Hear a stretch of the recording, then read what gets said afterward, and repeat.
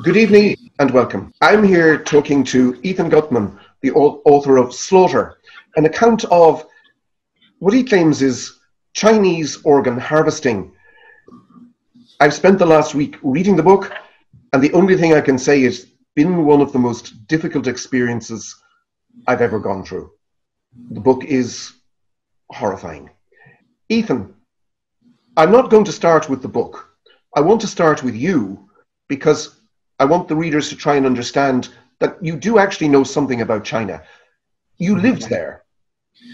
Yeah, I did. I mean, my wife was my wife's involved with Chinese art history, and I caught the China bug back in the '90s when I was a U.S. domestic investigative reporter, and everybody started looking at the Clintons because there was money coming in from China, various Chinese sources. Everyone was looking at that, and I sort of lost interest in the Clintons in the process and got more interested in these people in China. And that, I really caught it. I caught the China bug. I like to say that of the China critics out there, I'm one of the few who probably really likes the place, because I really do. In fact, I'd go back and take my job up in Beijing if it was offered to me. Under read your book, I would understand that you're probably not going to be offered a job in China.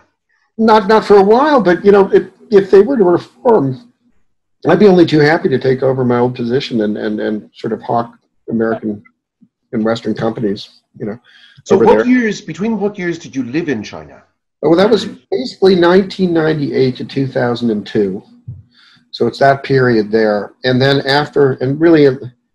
after that, I was writing, it's almost 2003 really, but after that I was writing, my first book on China came out in 2004, and it was very, very critical of Western companies and the kind of compromises we were making inside China. And I don't just mean bribes and things like that. I don't mean the sort of usual things of dealing with a third world economy or a second world economy. This was, stuff that had a direct impact on human rights. So surveillance. You were talking about Western companies who were cooperating with Chinese surveillance.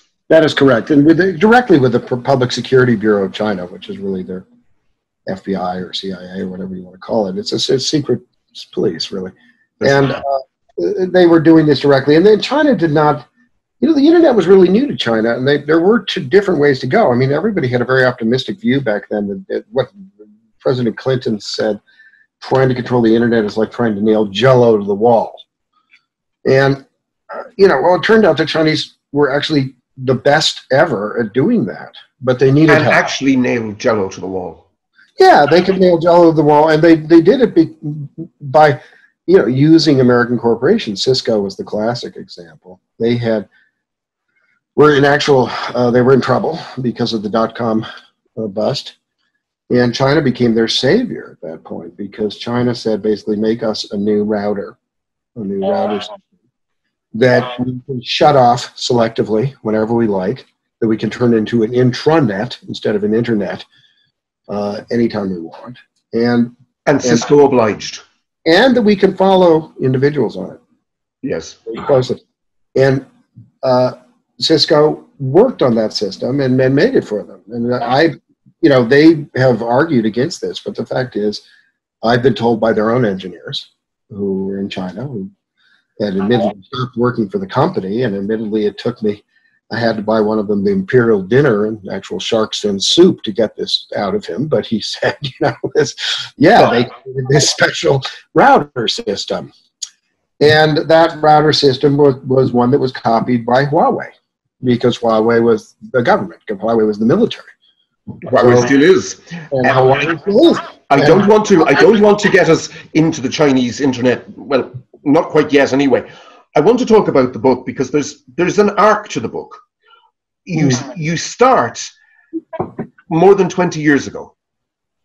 Yeah. 1994, really 1992. The book starts in 1992. It does. Yeah. Now tell us about that and what was happening then. And who it was happening to?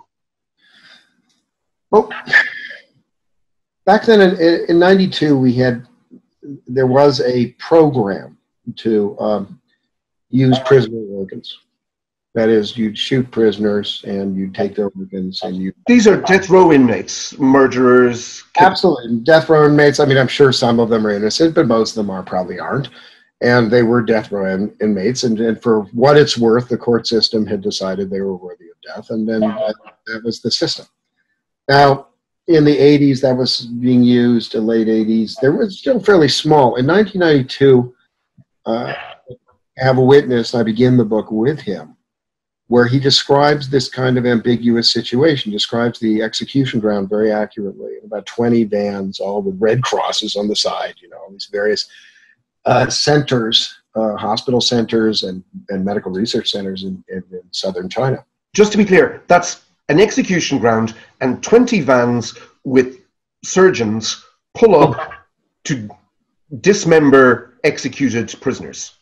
That is correct. And they basically were waiting for the go-ahead, and then there's the killing takes place. Then he waits while they wheel in a person, still twitching slightly, but they're dead. And he starts the operation. He has to remove the liver and the kidneys. And he realizes, looking at the guy, that there's something odd about him. And what he notices is specifically on the man's neck, there's a scar. And it's caused, he understood it. It was caused by a wire being wrapped around the man's neck and held very, very tight. Now, this is something that Chinese police would do in courts to keep somebody quiet so that they couldn't defend themselves, so they couldn't say anything in court. And that could half garroted to enforce silence in a court. That's right. And the scar is very distinctive. And he said, well, he was thinking to himself, he did a very good job of telling me his own thought process. He's actually operating the guy at the time. He's thinking, well, maybe this guy was nuts. You know, he was crazy and he was going to, you know, maybe a Tourette's syndrome, was going to start swearing. I mean, who knows, right? No, so there had to be a good reason. But he said, or maybe this guy was a political prisoner. Yes.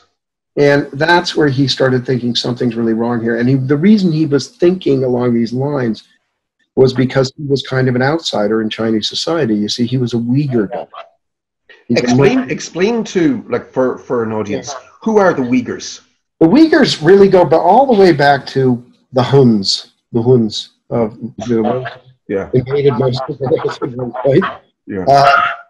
And they're part of that nomadic family initially. They have no connection really with the Chinese genetically. Almost zero.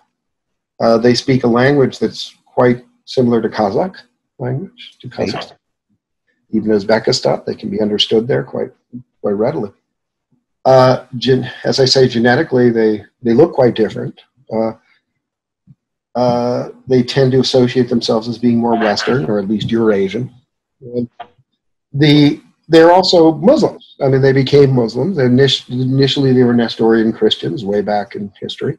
But over time, they became Muslims, and they live in the desert in the northwest region of China, which also happens to be the energy resources for China for this entire century, or bottled up region in there. Now, this doctor was a Uyghur.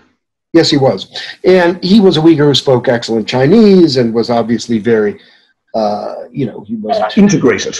He was very integrated, exactly, and yet at the same time, he noticed this one curious thing, which was the man's neck. And it got him thinking, maybe there's something really wrong. Maybe there is something going on that I don't understand. Maybe these are just not criminals. Because they taught that they were doing this. They said, look, we are taking evil criminals and we're getting something back from them that society can use. Paying their debts to society. And they even made the point in the blood story that this could be seen as ethical, because in many cases, they would say many cases, I don't know if it's many cases, but certainly there are cases that I've heard about where, some awful criminal will sort of say, please give my organs to the state because I want to make up for the terrible things I've done.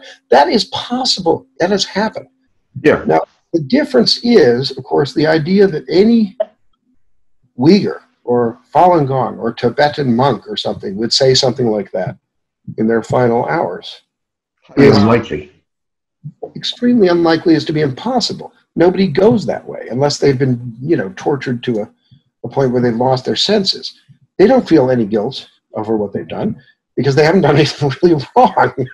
I want to drag you back to the Uyghurs and what was happening in 1992, 1994. Yeah. You have a doctor, and he's named. He's photographed in the book.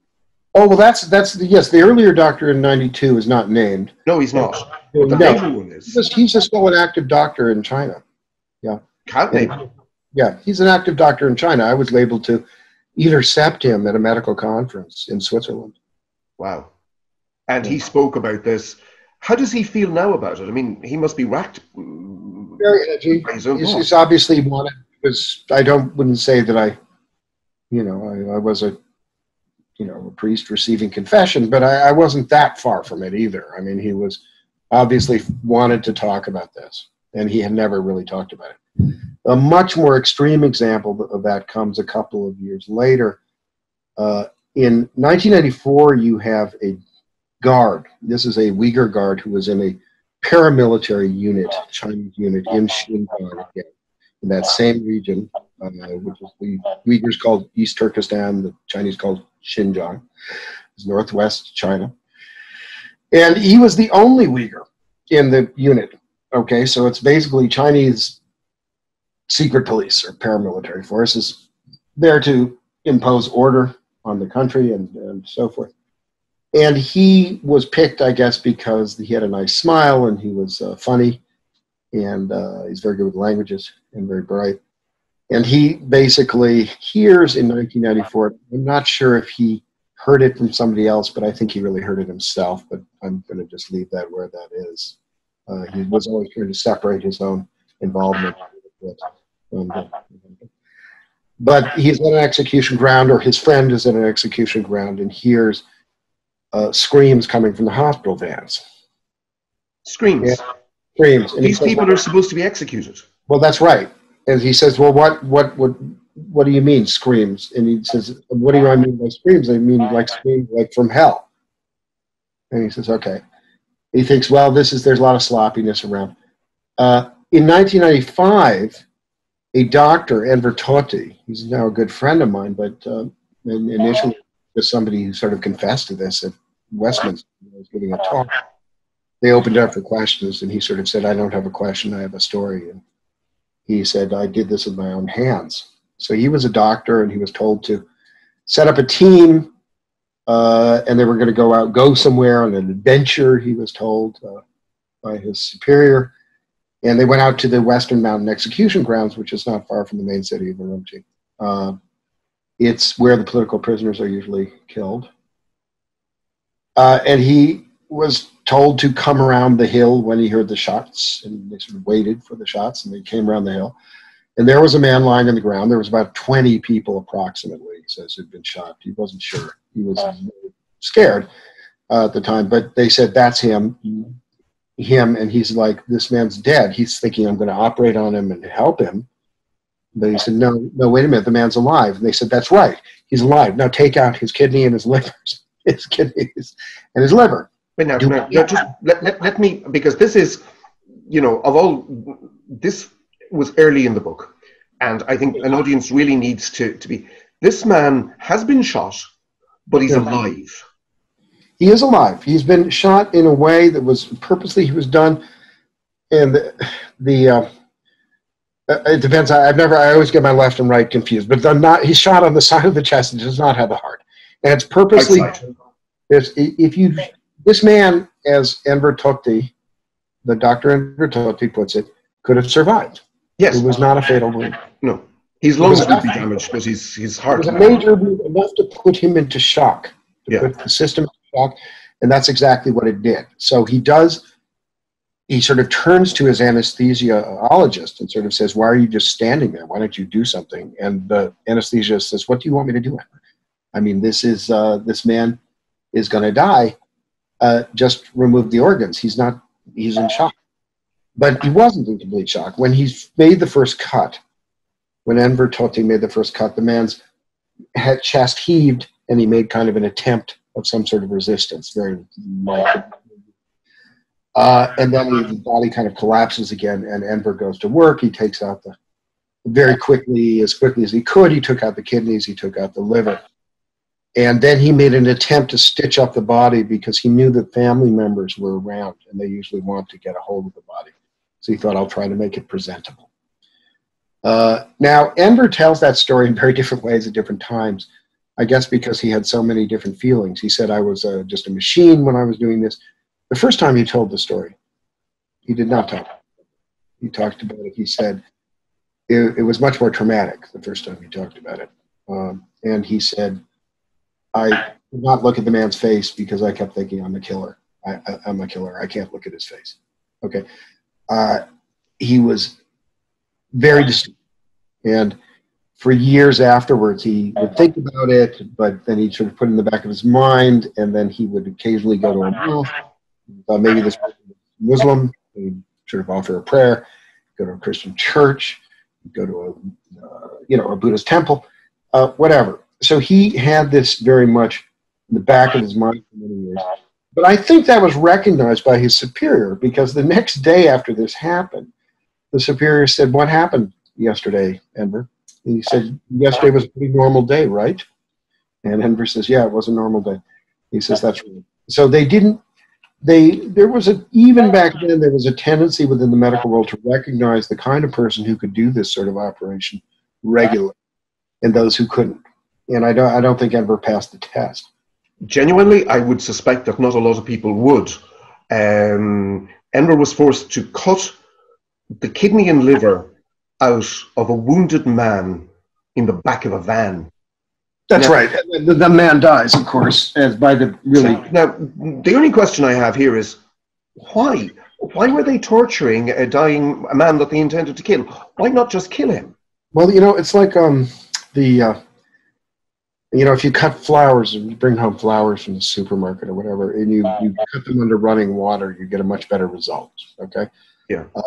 But this is somewhat similar. If you have a very fresh organ and it's cut from a living human being, you get a the chances of that organ put into somebody else, and the body does not attack it, there's no resistance, that you get a much higher success rate. I mean, it's really miraculous, actually. It's something that actually Western doctors have been thinking about for many years. They just couldn't figure out how to do it ethically. Okay. I mean, Dr. Kevorkian thought there may not be a way around that particular ethical conundrum. Now, at this point, we're dealing with, I presume, relatively small. I mean, even though Enver Tohti is talking about,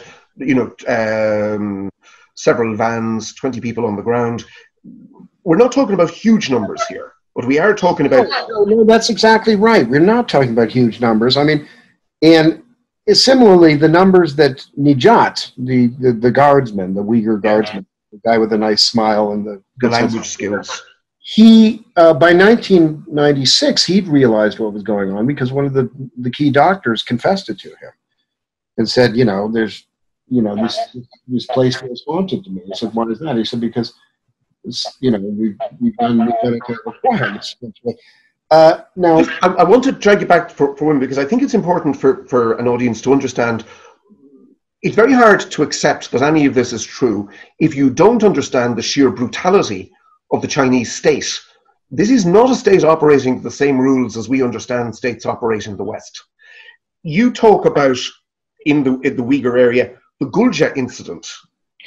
Yeah, well, that's the thing, is that the Uyghurs, as I mentioned from the beginning, that they're Huns, right? That they're the Hun tribes, and there's a lot of, you might say there's a Hun versus Han Chinese versus the Huns. Yes. It's been going on for centuries, thousands of years, really, and that conflict has been there, and that's become very clear that that's one of the big driving forces here, not so much that they're Muslims. That's not. You make the point in the book that their version of Islam is fairly relaxed. Pretty fun-loving, I'd say, okay? You talk about drinking vodka with women, which is not something... I've drunk vodka with women, and I rarely once in a while I meet a guy who won't have a drink with me, but it's pretty rare. Yeah. It's and no one had a problem with you being Jewish? No, it didn't really come up very much, except sort of like, hey, maybe you know some special, secrets of Jewish businessmen kind of thing. You guys are so smart.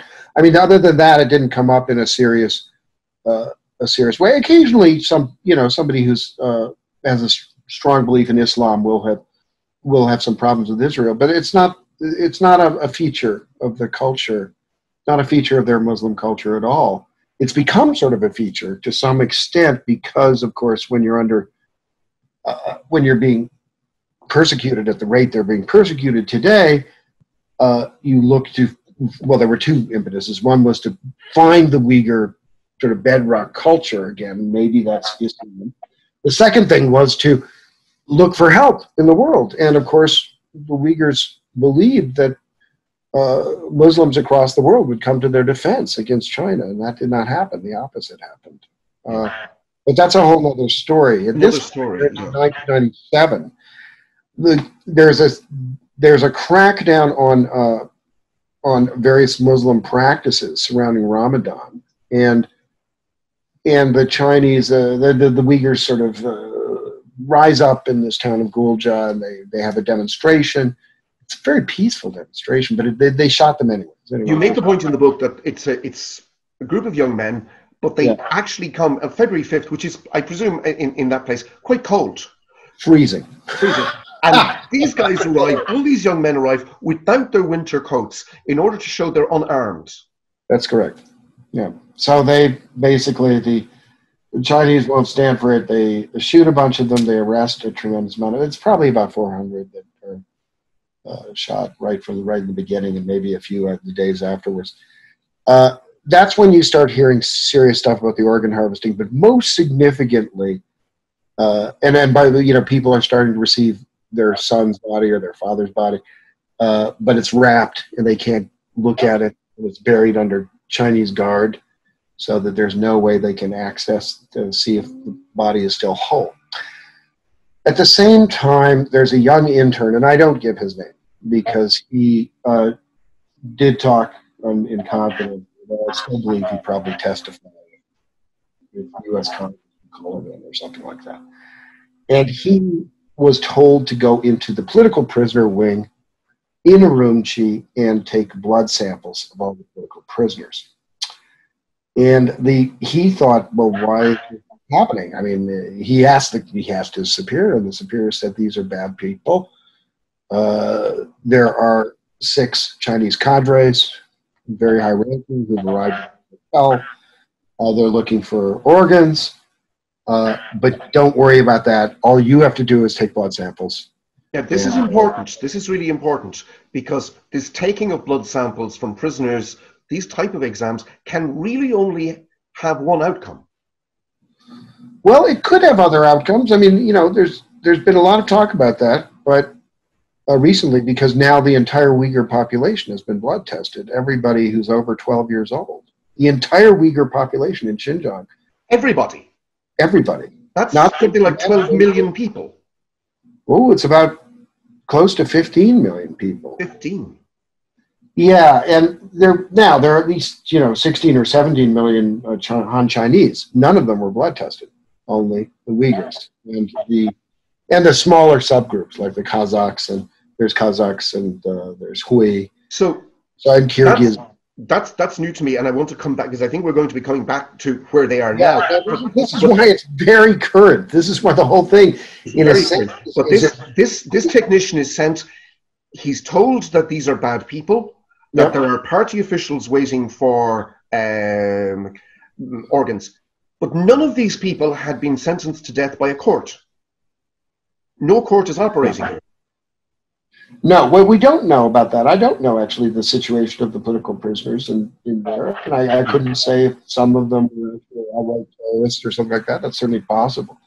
Most of them, I think it's reasonable to presume, I mean, I really do, after, I've studied this quite a bit and talked to a lot of people, that probably most of them did nothing much more than, raise a fist and say Allah Akbar or something like that. I mean, it really was not the number of actual terrorists who come out of the Uyghur community are a tiny, tiny fraction. So I don't tend to think of these people as, worthy of death in any way. But I can't say. What I can say is these were political prisoners. They were not rapists. They were not murderers. They were not, none of the usual death row criminal traits apply. Now, so right from the beginning, though, with the organ harvesting, I think it's significant to see that it's done on behalf of high-ranking Chinese Communist Party officials. In other words, this is not some sort of rogue operation. This is not some doctor who's just trying to make some money or something. This is, of course, there's money involved in this, but that's not the centrally part of the Communist Party, centrally involved. They are doing this. That's right, and the surveillance on those people is intense. I mean, we think of surveillance, and it's a bit like 1984, the way George Orwell described it. He says, but they don't really look at the proles that closely, okay? They look at the party members closely, okay? Then that includes doctors, and it includes the military for sure. So they're watching this stuff very carefully. It certainly includes high-ranking Chinese Communist Party officials. And so if they do take a trip like that, it has to be authorized, okay?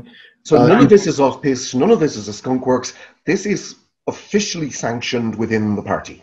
Yeah, now, officially sanctioned is one thing. I mean, it doesn't mean there's a document sort of stating it.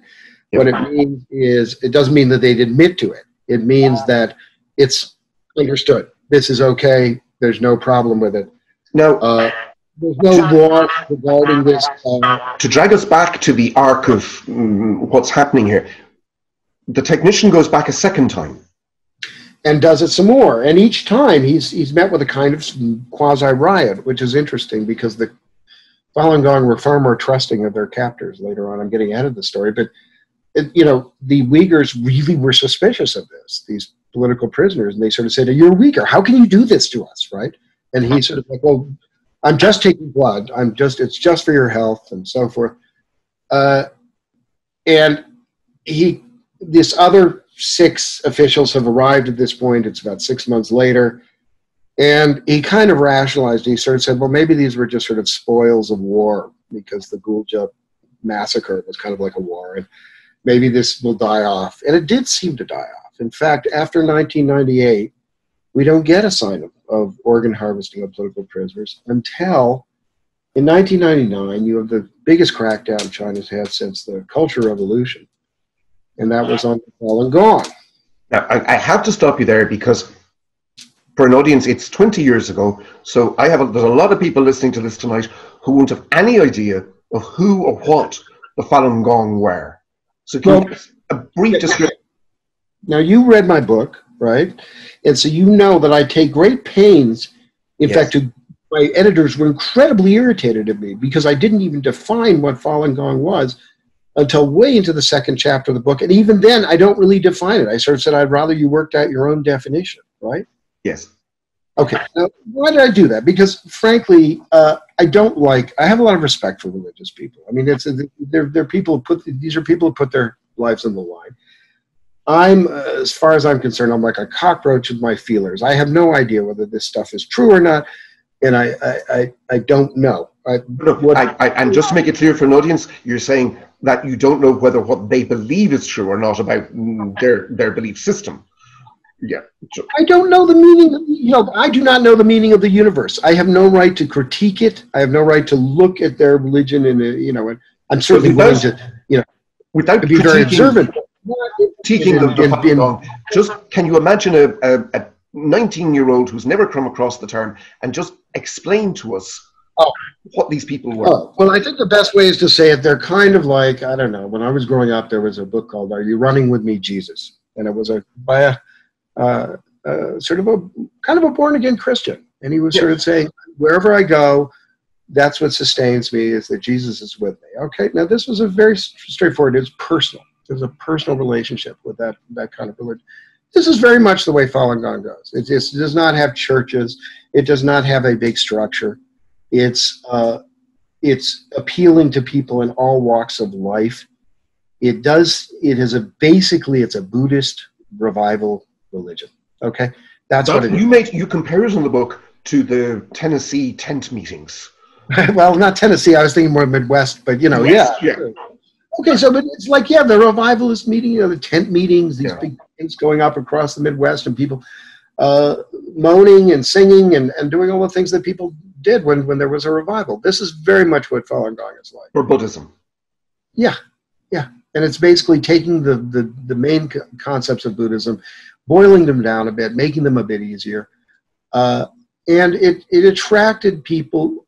It had an exercise regime put in with it, but the exercise regime did Qigong exercise. But the truth is that was never the central point. The central point was the ethics, okay? Was that it had this ethical belief in compassion, truth, and forbearance, or tolerance, they sometimes call it. But I think forbearance is a better term for it. In other words, you could put up with terrible situations. And we will come to the terrible situations with which they put up. But just on their ethics, they are strictly non-violent. Is that true? Well, that is, I mean, I can't say every Falun Gong practitioner I've met is truthful. I think that's very hard for people in the mainland. They're very much taught to embellish everything or lie about things and so forth, and it's very hard for them to do that. When it comes to nonviolence, that's absolutely true. Okay, that is, I could not find a single case of violence, and I looked very hard. I mean, there was one claim that at one point somebody derailed a train. I looked into that very closely, and it turned out to be mush. It wasn't true. No, they are absolutely nonviolent. There have been a couple of attempts to, say, squash it, and then nothing got done until 1999, isn't it? Well, it's actually the persecution or the surveillance of Falun Gong was taking place all the way from 1995 on. There was a lot of suspicions about this group because it wasn't controlled by the party, and it was huge. It was really huge. It was bigger than... How big was it even? It was 70, 80 million. By the Chinese own internal estimates, 70, 80 million people. This is an extraordinary number. Meant that basically everybody knew someone who was Falun Gong in that country. Yeah.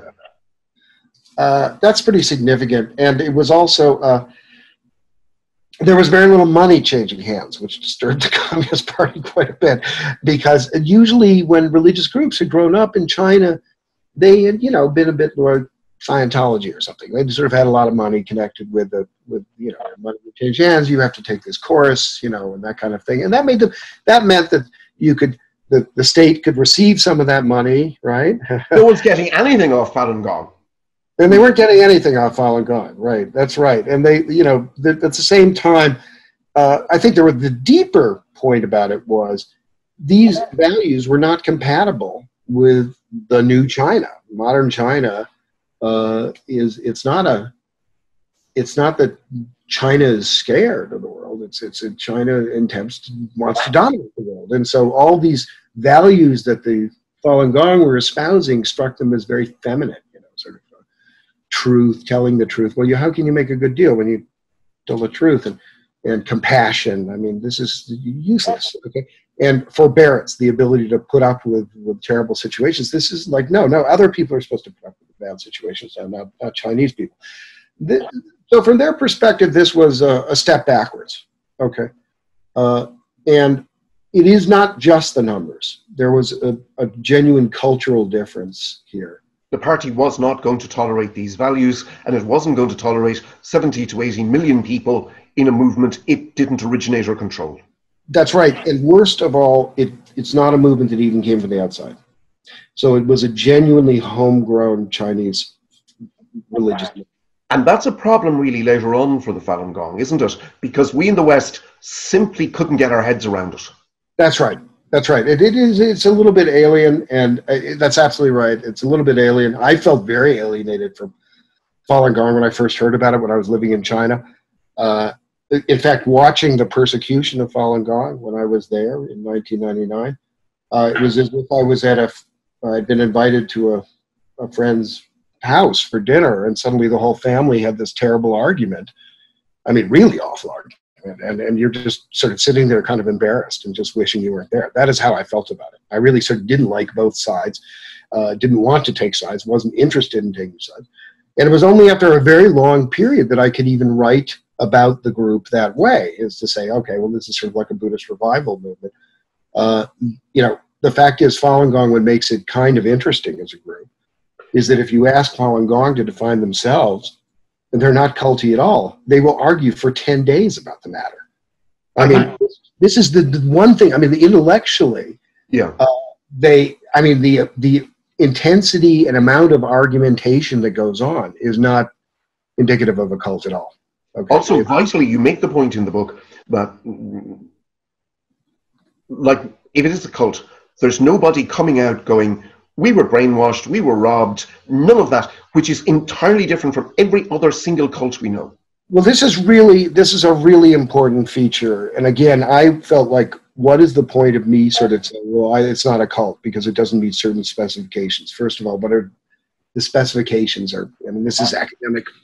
It's just, I want the audience to understand that, because we're getting to the nub of a really terrible story now with the Falun Gong. Well, I can just get to this thing that you mentioned, which is really important.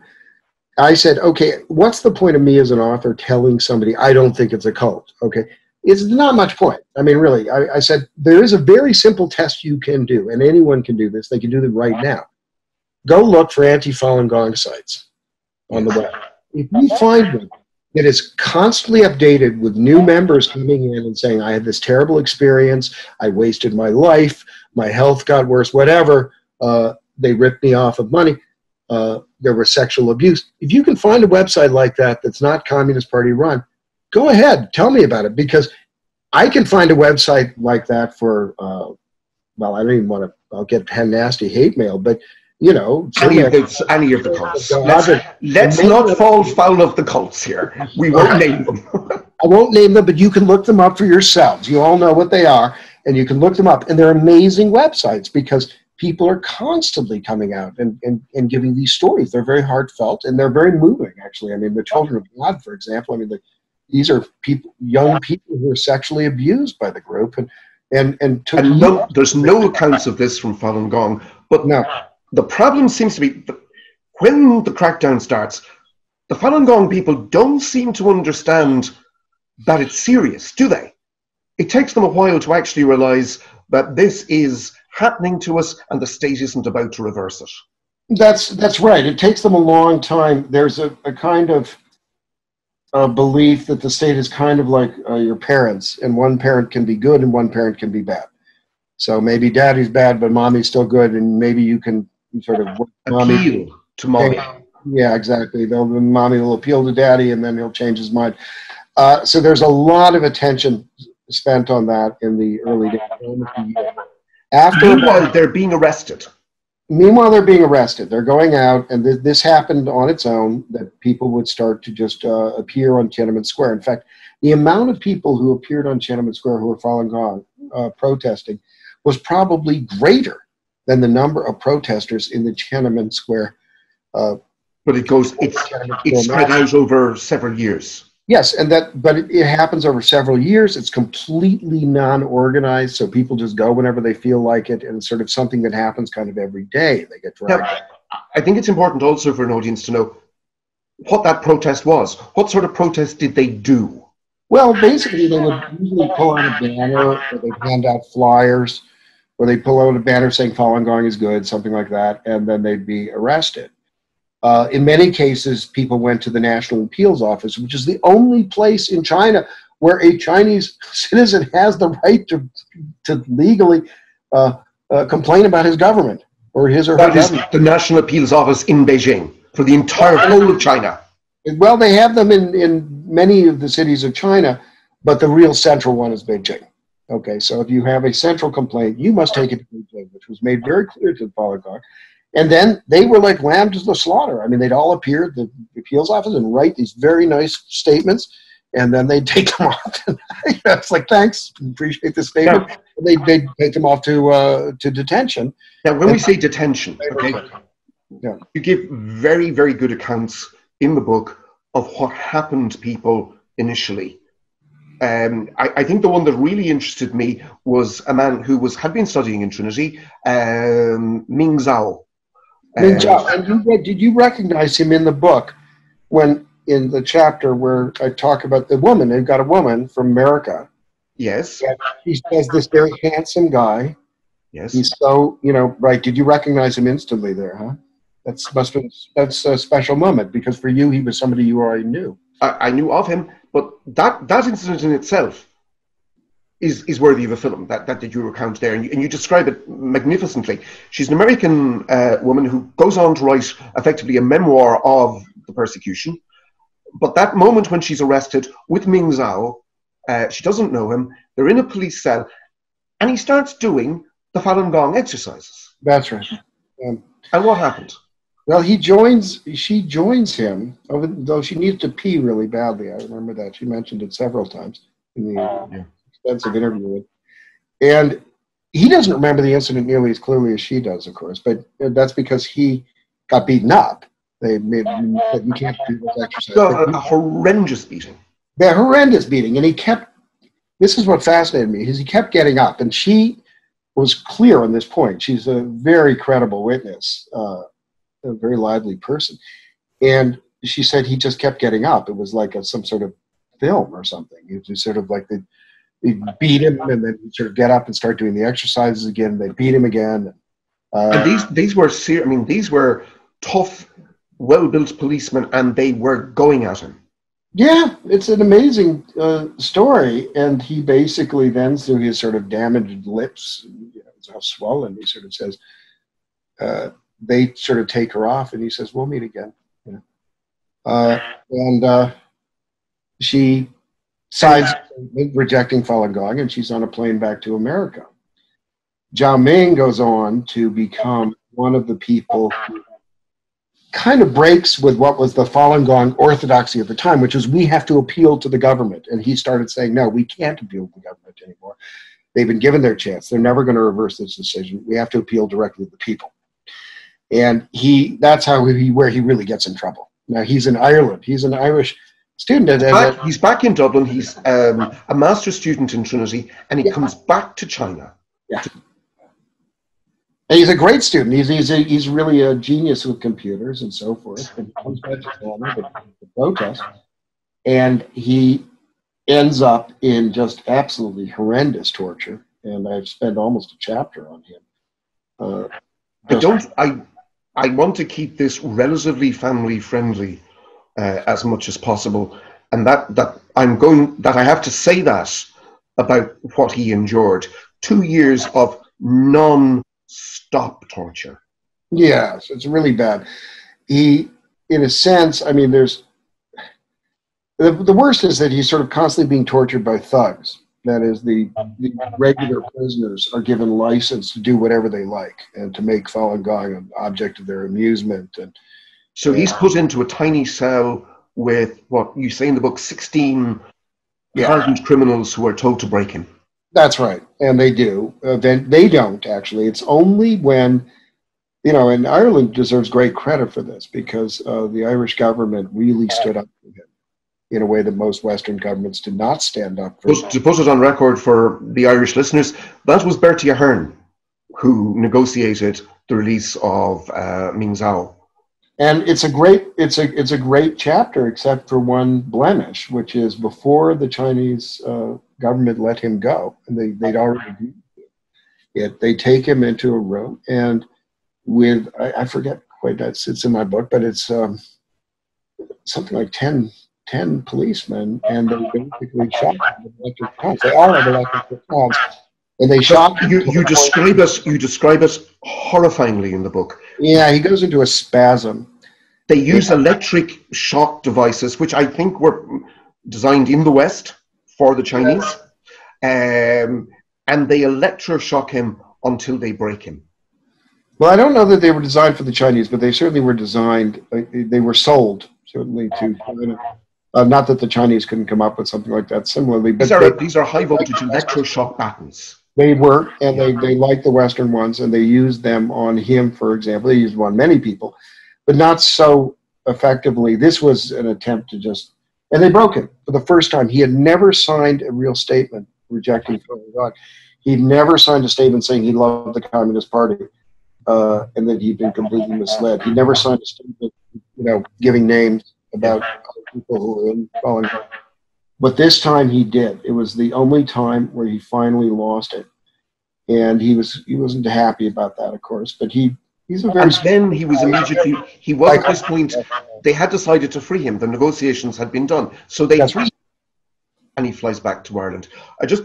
I read the description in the book. I had to walk away from it several times. The description of Ling Zhao's torture. I would not have lasted 4 minutes of what he endured for 2 years. He tells it in a very matter-of-fact way. Yeah. He had this ability, seemingly, to put everything out of his mind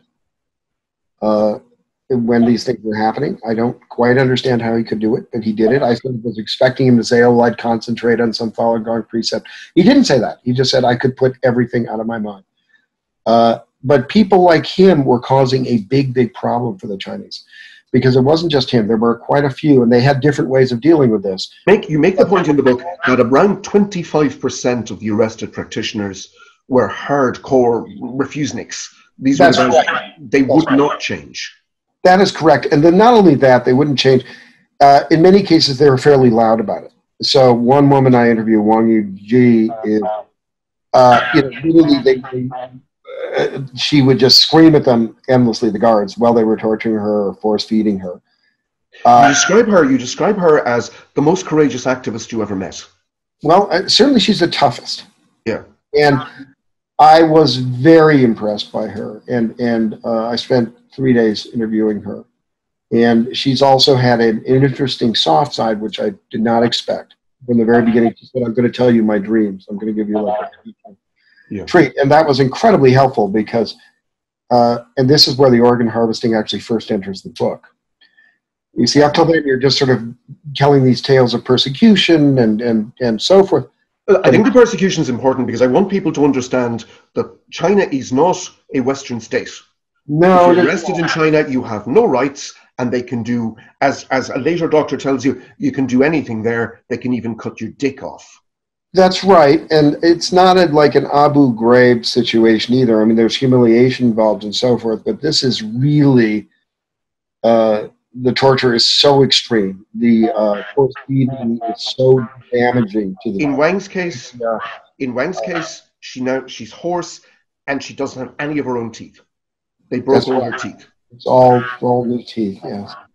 And she was tortured to every inch of her life. And then at the very end, she's in a hospital, and they're kind of wheeling her around. They tortured her to this sort of sense of almost madness. But she has a dream. And in her dream, there's several members of the secret police standing there, and they're wearing lab coats. Okay. And then out of their lab, they're looking at her, and while they're looking at her, these pieces of meat fall out of their lab coats. Now that's a dream about organ harvesting. Yes. She didn't even recognize that the tests they were doing on her were to see if her organs were still viable. After everything they'd done to her, and her hunger strikes. But she at the same time didn't recognize it, but her subconscious did. Yeah. And this is one of the most interesting things to me. It's part of the book I just love. I mean, it's because it's really... It's an astonishing chapter. It is really important to understand. Again, there's that resistance to sort of, even we think of, we're the West and we're first world or whatever. We have resistance. Well, they do too. Okay, nobody likes to think that they're just really on the edge of being slaughtered for their organs. It's a very uncomfortable feeling. You saw the same thing in the Holocaust. A lot of Jews really just sort of said, they can't kill us. We're useful.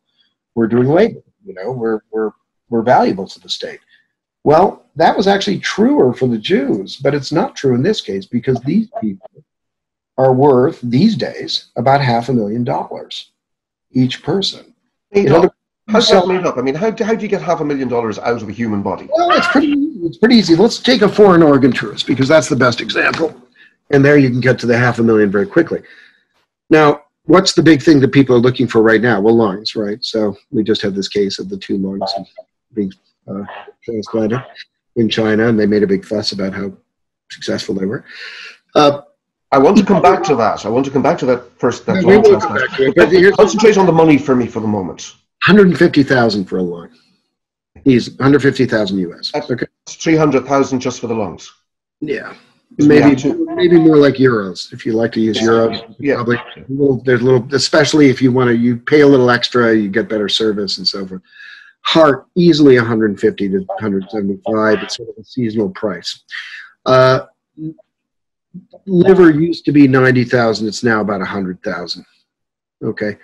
And kidneys are about, well, you can get them as low as 50,000, but they're usually about 75. So what we're saying, you start doing the math. We're well over 500,000 here. Okay. And there's other bits and pieces you've got.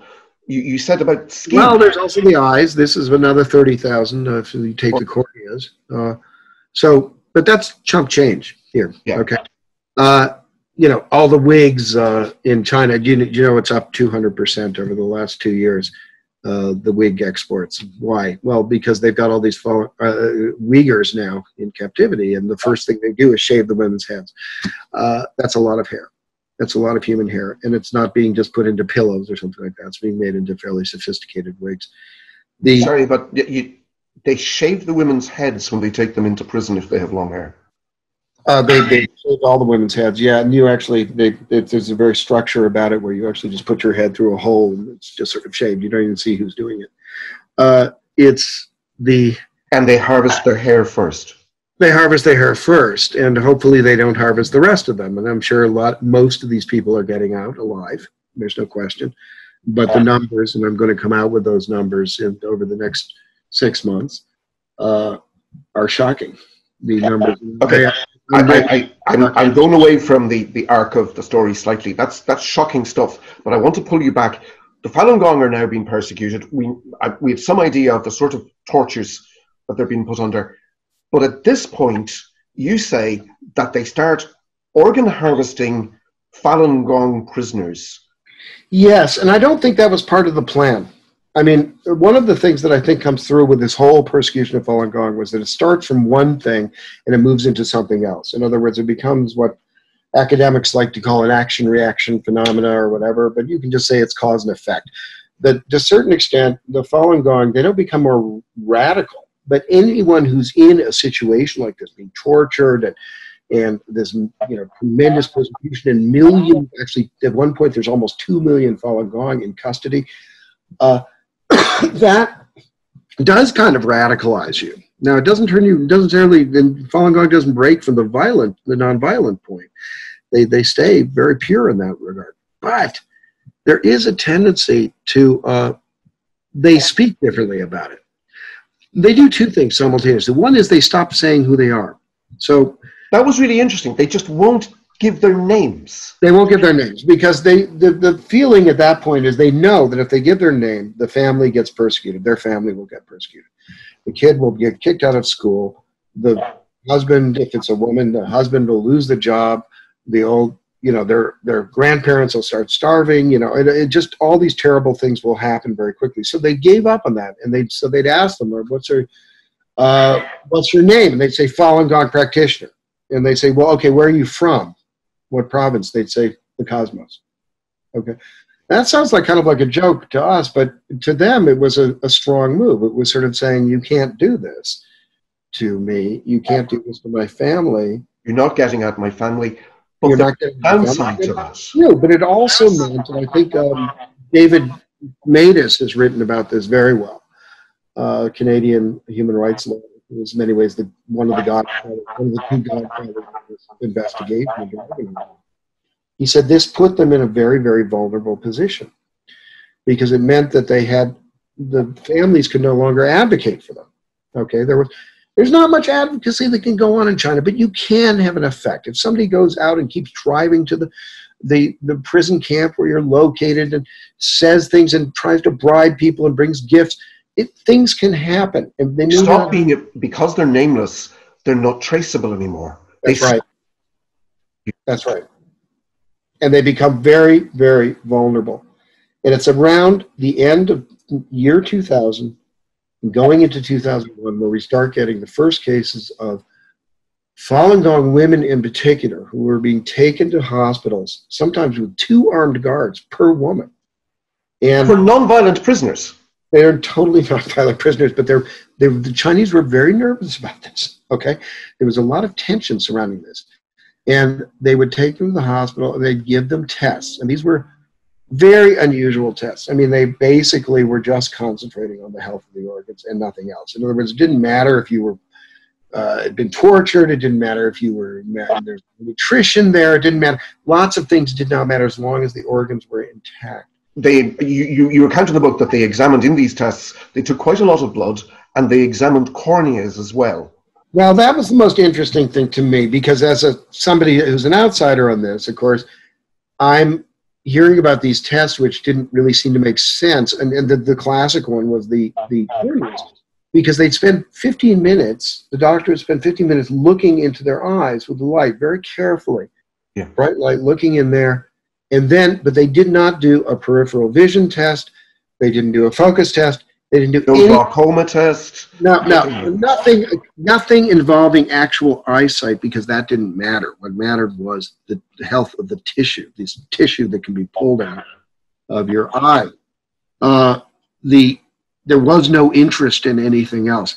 The other classic tip-off was that the people who were going into the hospitals were not old. They were the young people. They were like 28, 30. They were in the peak of their health, and they were the ones who were going off to the hospital. The old people, of course, had terrible health problems, especially in detention. It's unbelievable, right? I mean, you can imagine diarrhea, this and all these terrible things and aches and pains, but they don't get any attention at all. Only the young people who are in peak of health. Now, something's terribly wrong with that picture. That's terrifying.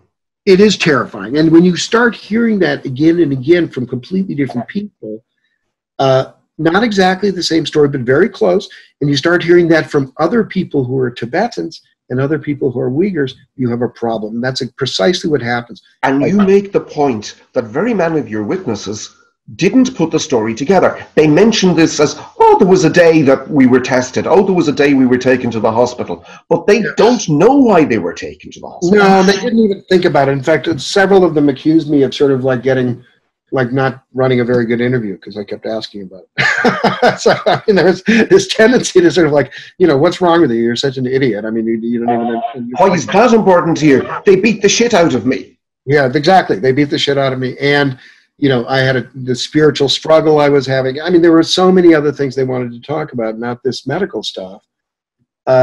Some of them did have a sense of it. But again, most of that was after the fact.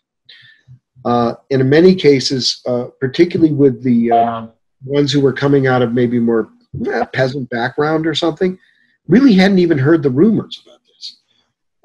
So I felt like I was getting, you see, that's what's catnip for a guy like me, is when you know that the witness doesn't even understand why you're asking that question. And there's one other control I did. I was very, very careful not to tip my hand. In other words, I was willing to talk for 3 or 4 hours about their childhood, their spiritual beliefs, all kinds of questions that I really knew I probably didn't use in the book very much. I mean, I don't mean to be mean about it or in any way like that. They were interesting stories and so forth. I didn't find it utterly boring. You were on the trail of something else. But I was on the trail of something else, and I did not want to tip my hand to them. I did not want a biased answer on that. And so often what I do is circle around that for a minute about medical stuff, and then circle back to it later. But I was very careful not to lead the witness as much as I could. I mean, that's not a good position. When you're writing about something like this, you better be serious. You're putting your own reputation on the line. The last thing you want to do is start falling into some sort of trap. So it damages, if there is a case there, if you're exposed in that way, it completely damages the case that exists. It damages my credibility too. I mean, why would I want to do that? I had no interest in going after this unless I thought there was really something there. And secondly, I had no interest in. Finally, there was a problem of genuine spies. I mean, the Chinese security forces are very good at creating fake Falun Gong. Now, Falun Gong will tell you, oh, we never believed that, but that's not really true. They're actually pretty good at training people who actually read the literature and can quote it and can kind of have a story about how they were detained and they were tortured and here's the cigarette burn and this kind of thing. And my greatest fear, of course, was falling in with one of these people. The story was a little too perfect. And they'd give me the story, and then later on they could just turn around and go, ha, ha, ha, we fooled you. That's happened. I mean, they put out fake pictures of Tiananmen once, and they ran a very good investigative reporter, I'm not going to mention his name, in England, into the ground on this. because he published them. Yeah. Okay, this is a real danger, and you know, I don't mean to go on about that. That's process. But it's important that the audience know that you worked very hard on witnesses, because the book is incredible. There's no allegation in that book that I could find that you don't have at least one witness, and in some cases several. Yeah, no, that's right. I tried to get, now, having said that, you know, some people would look back and then say, well, you don't have a source on the Chinese side. And that's often true. And I say in the book repeatedly, I said, this is a wartime sample. Okay. This is not sort of like the World War is over and now we're going back and interviewing people. And there are no withhold Pulaskis coming out. You know, nobody's volunteering to go in there and have and be killed. You do now. This is in sort of 2001, 2002. People start disappearing. Yes, they do on a fairly large scale. The terrible thing is that it spreads fairly quickly, almost like a virus. So by 2002, late 2002, we start getting the first reports from Falun Gong practitioners, interestingly enough, who tend to only talk about Falun Gong mostly. I mean, it's not unusual. Their thing. Yeah. To talk about Uyghurs and so forth. But they start talking about some house Christians also being examined for their organs. This is the Church of Almighty God. They're called Eastern Lightning. So these are house Christians, and they're fairly unpopular within the house Christian community because they believe in the Messiah back in China and so forth. They have some interesting and different beliefs. But they are also being examined for their organs. So that, at the same time, the Tibetans independently by 2003 are clearly being examined for their organs on a mass scale. So you actually have entire monasteries where they ship the monks over, put them through the same exact examinations, the same blood tests, the organs, the blood, the EKG for the heart and so forth. They do, and the urine tests, they do all that stuff on the monks. And some of the monks are disappearing, some are not. Some are coming back. But at that point, you really have, this is where we do have verification from the Chinese side. There's no question that the numbers of transplants explode at this point. Explode. By 2002 to 2004, it's doubles and triples, okay? So we're not just, initially it's just kidneys. It's just a vast amount of kidneys suddenly being sold. Then it's livers, then it's lungs, then it's hearts. It follows in that order, and it's really profound how quickly this moves. And the amount of construction, there's no question, because we've been able to find this out from Chinese sources. The hospitals brag about it. They all brag about, well, we built a transplant center, and now we're the #1 transplant center in all of China. Now, there's a tendency, I don't know, this is probably an old memory of mine and probably bore people on your program, but you know, when I first came to London in 1977, I remember that every Indian restaurant said best curry in town. Yeah. Okay. Okay. So this is very similar with the Chinese hospitals. They're all claiming, you know, we do more kidney transplants than anybody, right? Yeah. We did more than anybody. Everybody's claiming it in every province at a certain point. But that's frightening. Yes. Because what it indicates is this has gone really national. Okay? Yeah, it's just important there to remember that transplants are limited in the West by available transplant organs. You make the wonderful point that in the West, people wait for organs. In China, organs wait for people. That's right, and this was the case. That point was made very clearly in 2006 by David Kilgore and David Matus, the Canadians, who did a fantastic, a fantastic piece called Bloody Harvest on this. And they made that point that it was about a 2-week waiting time for a foreign organ tourist in China. Nowhere else in the world can you come anywhere close to that. And in fact, the only way you get to that is if you have a stable of people. So in other words, you have to have the tissue types. You can't just match. You have to match somebody to somebody else.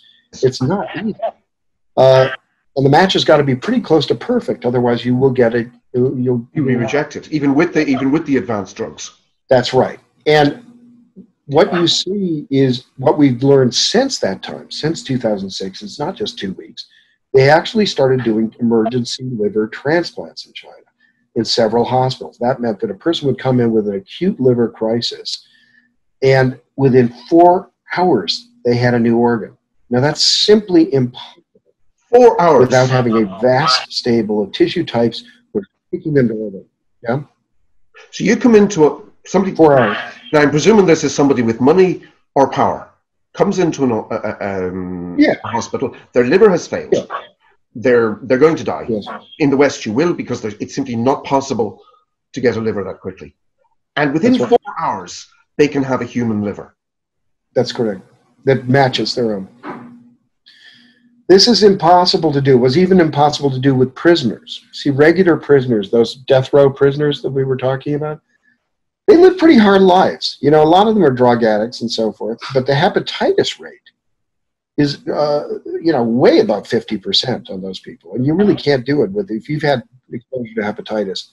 Your liver is no use for transplant. Yeah, you really shouldn't be using your organs for any kind of transplant. It will lead to terrible things. So that pretty much knocks out a lot of them right there. And then the drug addiction, of course. So what you have is a situation where only Falun Gong, Tibetan monks, clean living house Christians, Uyghurs, were the groups that were really desirable, because the Falun Gong don't drink and don't smoke. The really important thing here is that these are people there's no doubt about it. 4-hour wait time means people killed to order. Yes, absolutely. That's what it means. There's no... we know from the start... this again. How do we know this again? Well, it's because they brag about it, okay? I mean, they're very proud of this in the hospitals. You were saying earlier that, you know, Enver Tohti, like, what kind of person could do this? Could operate on a living human being and take out their organs and so forth. Well, it turns out there's a fair amount of people who will do it. And in fact, those doctors who got in early became very rich and very powerful within China. In fact, you can find them today. I can give you the names and you can look them up, and they all have these wonderful Instagram pages and so forth with them doing calligraphy and showing off their new car, and they're super wealthy. They're kind of celebrities. And just to get back, these people are being killed to order, but they're not actually killed when their organs are taken out, because the practice is to take the organ from a living person. Yeah, you take the organs from the living person, then there are various methods that are used to end their life prematurely. But the key thing was, in fact, that's been a big problem, is how do you preserve the organs while the life is going out of the person? Because presumably you can't take much of this. And when the heart is gone, that's it. And obviously when the lungs are gone, it's seconds before it's gone. How do you do it? And one of the ways you do it is through a process called ECMO. Now, I don't need to get into that term too much, because people are going to find out about that term very soon, because it's being used for COVID right now. ECMO is an amazing life-saving device. It basically oxygenates your organs, and it oxygenates the lungs. Keeps the oxygen flowing. It's better than a ventilator. It's a terrific system. But it can also be used for live organ harvesting, as a doctor. Keeps the organs perfectly fresh. That's right. A doctor in Taiwan discovered that you could use this to keep the organs very fresh while you were taking them out of somebody. I still want to stop there. We'll deal with ECMO, but the arc now is up to the Olympics in 2008. Now, in the Olympics, that's what's interesting, is just before the Olympics, the same doctor who I was just speaking about, who developed ECMO this way, Dr. Ke Wen-je, is the mayor of Taipei now. He was, you know, told by his colleagues in China, first of all, that they were doing Falun Gong, that they were using Falun Gong at least in one hospital. He knew about that. Yeah. And he was also told that they were going to slow the whole thing down for the Olympics. They were going to stop it for the Olympics. In other words, they're going to purify the country for the Olympics and lay off it. However, they would be back and they would start up again. And that is true, that in fact, the one time there's several jumps in prices. There's a drop in prices around 2006, when all this evidence was starting to come out for the first time about organ harvesting in China. Why? Because they took a bunch of Falun Gong who'd been in prison or in prison camps, in secret labor camps and that kind of thing, and they suddenly glutted them and said, let's harvest them now, let's get rid of this problem. Okay? Yeah. So there was a glut in the market and the prices went down. During the Olympics, the prices went up. The demand was less, the prices went up. But then after the Olympics is over, the price goes down again. Because we're back to slaughtering. Now, I want to come back to that issue with Dr. Ko, because that's the point in the book where you say an unimpeachable witness saying that. I wish I could stick by that. Unfortunately, he made a mistake. He was an unimpeachable witness when he was still a doctor. Yes. But then he decided to run for mayor of Taipei, and then he started denying the whole thing. That's what politics is, very corrupting, isn't it? So, yeah, but at the time you interviewed him, this was a transplant doctor who was very upset, spoke to you very directly, and said, yes, they're harvesting Falun Gong. That's correct. Yeah, and he did say all that, and I actually ran the interview by him before I published it. I sort of said, is this true? Is this story accurate? And actually, my researcher, who speaks beautiful Chinese, run it by him both in Chinese and English, saying, are you absolutely okay with this story? And he came back and said, the story seems okay. And I said, can I have a picture for the book? And he says, here's my picture. So we put it in the book. And then when he was running for mayor, he decided to deny the whole thing. Well, he must have been talking to somebody else and confused me. We went through a whole thing. He even tried to sue me in court at one point, and it fell apart, and never got anywhere with it. It's become a huge issue in Taiwan, or was a huge issue. I think, I have to say, I think it probably damaged his chances to become president of Taiwan, prime minister, whatever. It's okay. I think the problem I have with what Dr. Ko did is not so much that he denied it. I sort of not surprised politicians do this all the time. You got to live in the real world here. But my problem is that he got very involved with ECMO. And he was basically teaching ECMO to Chinese doctors. They all say that. They say he was the, he's the father of ECMO in mainland China. Yeah, and ECMO, as I say, is a wonderful life-saving device most of the time. But unfortunately, he was the guy who really originated using it for live organ harvesting. This is a real problem. He even wrote a booklet on how to do it in English. Anybody can look it up for themselves. It's out there. He tells you exactly what drug to administer when the medical examiner is coming around, so there won't be a heartbeat anymore. This is black and white stuff. The information's out there. I realize it's a very inconvenient truth for a lot of young people in Taiwan. It's an inconvenient truth for people in Taiwan. But when you put it like that to an audience who are going to hear this, that the doctor wrote a leaflet explaining how to dupe the medical examiners, keep a body alive, but not have a heartbeat, so you could harvest organs. No, he's saying basically this is how you end the thing. Yeah. Okay. There's still a heartbeat of some sort, or whatever.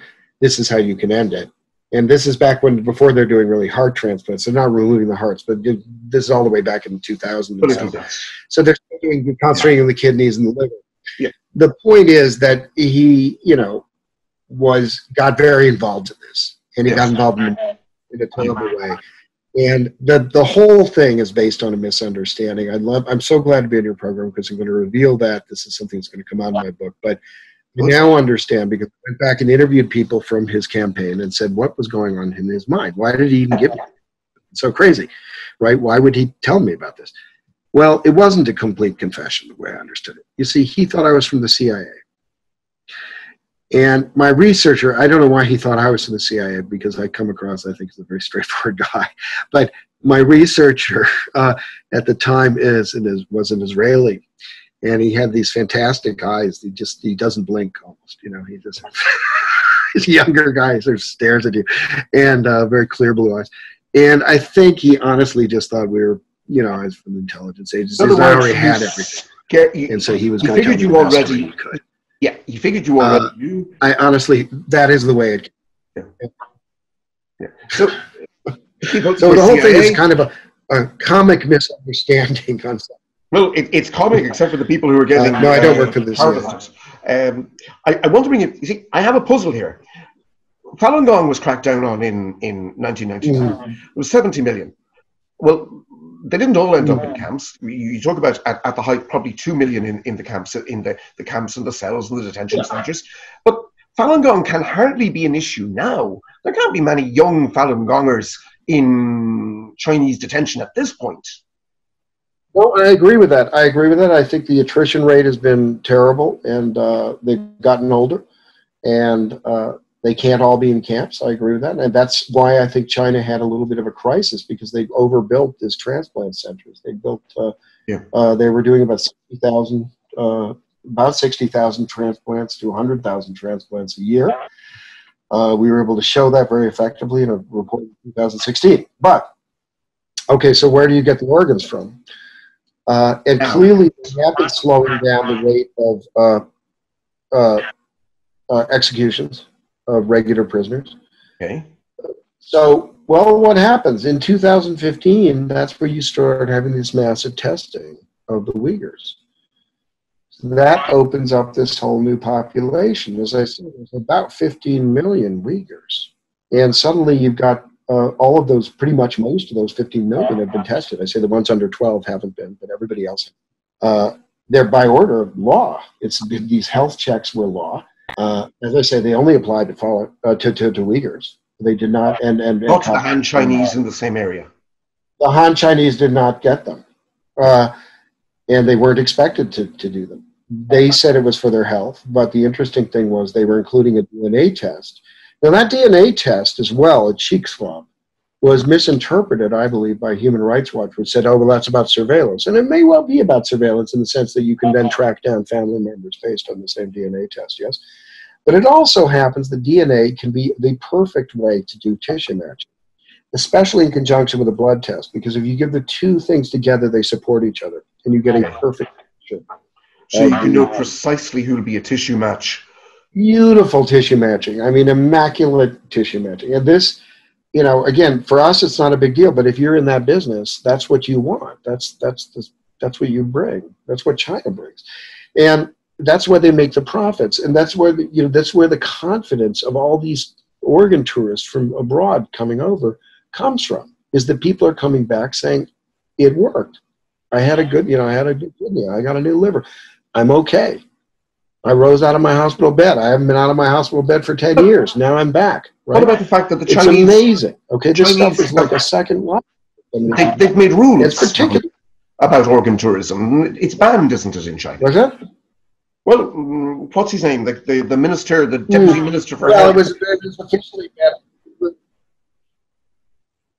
It's officially banned in 2007, but nobody seems to pay attention to that. And in fact, they advertise. Can you still hear me okay, Patty? Perfectly. It is, by the way, my internet connection, which is appalling, but I can hear you.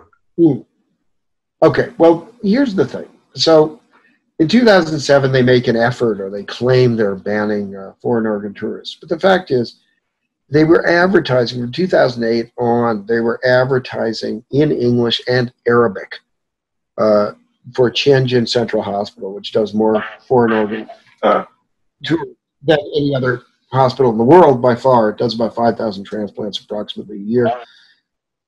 And that, shows you what's really going on. I mean, that used to be my favorite party trick, was to sort of take an audience who was skeptical of this. I'd say, look up Tianjin Oriental Transplant Center, and everybody pull out their smartphone and do it, and then boom, there it is in English. It's like, you need a new lung, we need really great care here, etc.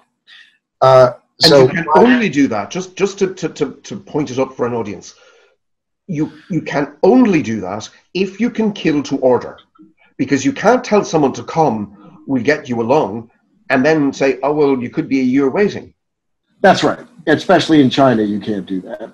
Not for a foreign organ tourist. These people are paying about 10 times or 5 times more than a Chinese organ tourist. There is also a cultural impediment, isn't there? Chinese donation rates are very low. Well, this is a matter of huge dispute, because in 2015, and partially in response, I'd say, to my book, that was part of it, January 1st, 2015, the Chinese announced that they were no longer harvesting organs from prisoners. Now, that's what they announced in English. And in Chinese, they announced something completely different. They said prisoners can now be voluntary donors. So it's like, well, okay. And, unfortunately, a lot of the medical world doesn't bother to, or doesn't want to pay attention to what's going on in the Chinese press. And so they sort of said, oh, China's come along. It's very similar to what's happening with the WHO these days. You know, China's leading the way for the world in ethics and organ transplantation. And the WHO actually even went along with it too. And the Chinese COVID figures are absolutely believable too. And I have a bridge in Sydney. Yeah.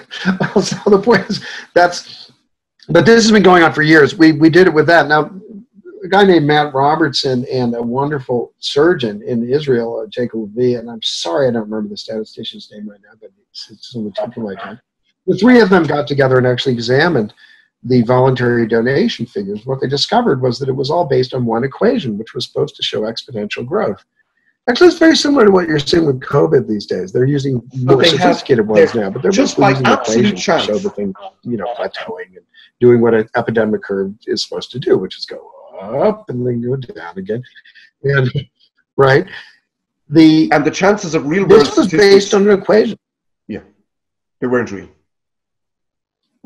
Well, the point is, I guess, that so we know that they're faking the numbers. We don't know how they're faking them in the sense that we don't know if there are more voluntary donations. I believe there are. I believe certainly within families, people are giving organs, but I have a big problem with the idea that it's the cultural thing. It's not that. I don't believe Chinese culture changes, and people are in many ways very scientific oriented, have a strong scientific orientation in China. I think the problem is more that organ harvesting is seen as a dirty business. Yeah. There's enough rumors around it that people sense, why would I give up my organs for free when there are people making so much money off this? So that's just my gut level sense of that. I'm not going to say I have a tremendous amount of evidence of that other than a few remarks on the internet or something like that. I don't. But I'm telling you, this is where, my feelings, just having lived in China, and I really lived in China. I didn't just live in expat enclaves. You lived in China? Yeah, I lived in I want to get to that issue of the double lung transplants. Yeah, well, the double lung transplants are fairly simple to explain as far as I'm concerned. I mean, people were sort of saying, well, they're clearly from Falun Gong or Uyghurs or something. And I said, well, yeah, that's very likely. But I don't think that's the point of why that story came out. Okay. Why did you trumpet that story at precisely that moment? Well, I can tell you why, because as somebody who studies this stuff, I was going, well, the great thing about COVID, I mean, the little silver lining in the cloud is that the transplants will have to kind of shut down for a while because nobody trusts Chinese hospitals. Who wants to go to a Chinese hospital in the middle of COVID-19 crisis? Well, what did they do? They flipped the story on its head and they said, not only are we using it to cure COVID-19, but we're open for business. And that was the meaning of that story. They were telling, particularly the Saudis, I think, who are very keen to get Uyghur organs because they don't like pork eaters. Okay, they want Muslims. They want. So if you're going to get someone, if you're going to send someone killed for their organ, let's have a holy organ, a pious organ. That's right. At least somebody who basically doesn't eat pork. And they never wanted the Falun Gong organs. They never wanted they wanted. The figures. So that's the advertisement here, and that is the advertisement. We are open for business. We are not closed because of COVID. Okay. Just to get to that thing, they do their first double lung transplant, and then they do them at an immense rate, all during March. Am I right? And I've run into an internet problem, I think, again. I'm going to ask you to repeat all that because you're breaking up a little bit. So. The Chinese performed their first double lung transplant very early in March, and then there's an enormous rise in them. Huge numbers. Can you tell us about that? I can't tell you much about it. I mean, this is I'm reluctant to. I don't like to speculate on where those organs came from. I mean. No, I'm not asking you to speculate. I'm asking you to talk to us about the numbers. I can tell you that I know from my own studies, and I can't even reveal quite how I got these numbers. I've been doing some extensive interviewing in location in a very distant part of Asia, and I can say that I think it's approximately 2.5 to 5% of all Uyghurs are disappearing from the camps. Now, some of those people are disappearing to factories, and they're going up. Yeah, it's up there. Now, some of those people, some of them are disappearing into factories and they're going off to work in all kinds of sweatshops and so forth. Okay.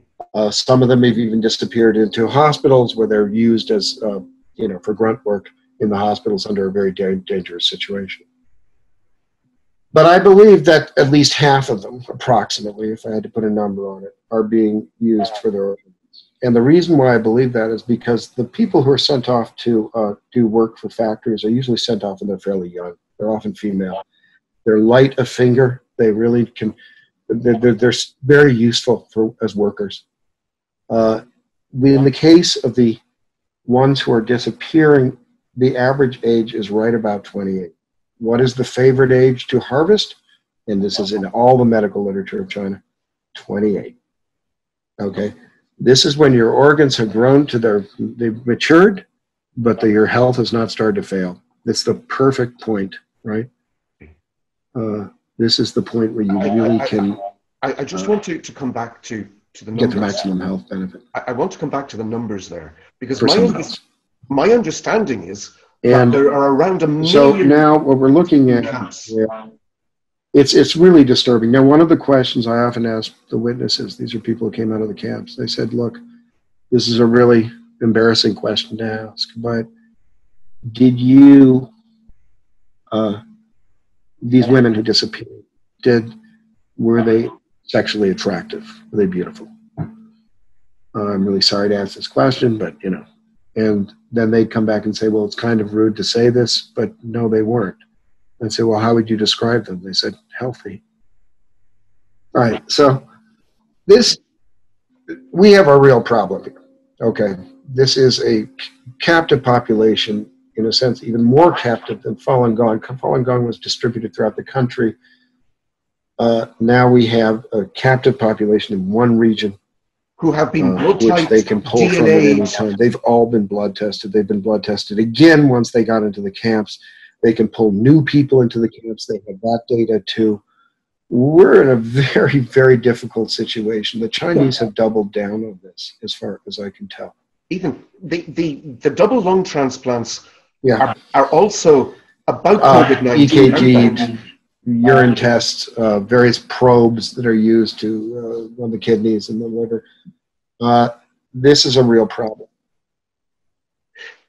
Double lung transplants are also not just about advertising to the Saudis. They are to replace lungs damaged by COVID-19. Yes, and that's the part I find I'm quite skeptical of, because, I mean, why isn't there a reinfection? I don't know. I'm not a doctor here. And COVID's an unknown in some of those ways. It's not clear if you can remove it in a kind of, theoretically, if you can remove, once you get an infection in the lungs, you can remove it and somehow it will reinfect. I just don't know about that. And I'm not even sure a lot of doctors have that settled opinion yet. Yeah.